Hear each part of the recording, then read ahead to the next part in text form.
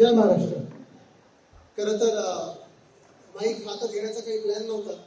आमची आज सगळी सविस्तर चर्चा झालेली आहे. पण इथे आल्यानंतर अर्थात कधी कधी मी सांगतो गुच्छ वगैरे नंतर सत्कार पहिलं काम होऊ द्या, पण इथे आल्यानंतर गुच्छ नंतर ते असं सांगू शकत नाही, कारण की फुलं असतात त्याच्यात खरोखर बघण्यासारखी असतात, देखणी असतात, घरी घेऊन घरी ठेवण्यासारखी असतात. पण अनेक चेहरे ओळखीचे आहेत, अनेक वर्ष आपण एकमेकांना ओळखत आहोत, घरी आपलं येणं जाणं असतं. आणि अर्थात आजीच्या नावाने एखादं मार्केट असल्यानंतर इथे येणं आणि इथे काम करणं तर कर्तव्य बनतंच आमचं. मला आठवतं आपलं महाविकास आघाडीचं सरकार असताना हे पूर्ण हा जो प्लॉट आहे, हा प्लॉट आणि मागचा जो समोरचा प्लॉट आहे, ते दोन्ही एकत्र करून एक छान देखणं मार्केट फक्त फुलं घेण्यासाठी नाही, तर जगभरातून जे पर्यटक मुंबईत येतात किंवा मुंबईकर जे असतील ते येऊन पाहतील की एखादं फुलाचं मार्केट कसं असतं, हे असं आपण चांगला प्लॅन केला होता. त्यानंतर अर्थात सरकार पाडलं हे सगळं राजकारण झाल्यानंतर या पूर्ण राजकारणात ह्या काही गोष्टी या थोड्या मागे राहिल्या. मी आता आपल्यासोबत वॉर्ड ऑफिसर साहेब पण इथे होतं, त्यांना पण आठवण करून दिलेली आहे, कारण ते अर्थात आत्ता आलेले आहेत. पण एक त्यांना विनंती केली की 2023 साली देखील एक प्रस्ताव मान्यता मिळाली होती का प्रस्तावाला, ते चांगला सगळं प्लॅन बघितला. काल पण तो प्लॅन मागून घेतला होता मी.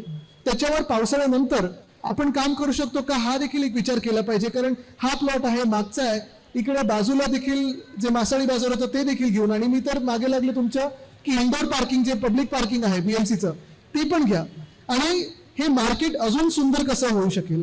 आज जे बसतात गाड्यांवर त्यांना कसं जास्ती सोयी सुविधा देऊ शकू, बाथरूमची सोय असेल किंवा वेस्ट मॅनेजमेंटची असेल, हे सगळं करण्यासाठी मला वाटतं आता आपण टप्प्याटप्प्याने काम पुढे नेणार आहोत.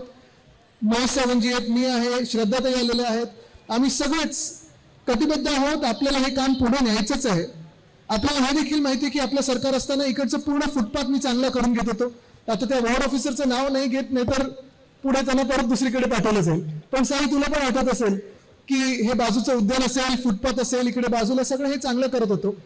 असो, हे जरी मध्यंतरीच्या काळात थोडं मागे पडलं असेल काम, तरी मला वाटतं आता सगळं राजकारण झालं, निवडणुका झाल्यात, आता पुन्हा एकदा या सगळ्यांनी जे सत्तेत बसलेत आणि आपण विरोधी पक्ष म्हणून पण लोकांची कामं, जनहिताची कामं, जनतेची कामं आणि मुंबईची कामं हे पुढे नेण्यात पूर्णपणे आता लक्ष केंद्रित करावं. आणि हेच करून आपण पुन्हा एकदा इथे दोन गोष्टीत आपण काम करणार आहोत. एक तर मी सांगितलं आपल्या समितीला आणि अध्यक्षांना की इकडे पावसाळ्यापूर्वी जी काही स्वच्छता लागणार आहे, कुठे पाणी तुंबत असेल, कुठे क्लिनिंगचं काही लागणार असेल तर ते सांगा. आणि दुसरं म्हणजे जे आपण मला सांगितलं मागे जे थोडे काही ड्रग ॲडिक्ट वगैरे बसतात ते देखील पोलिसांच्या सोबत आपण चर्चा करून तो विषय देखील कसा सोडू शकू याच्यावर लक्ष केंद्रित करू. तुर्तास इथेच थांबतो मी, जास्ती काही बोलत नाही, कारण पहिलं काम करून दाखवू, मग बोलूया. धन्यवाद. जय हिंद, जय महाराष्ट्र.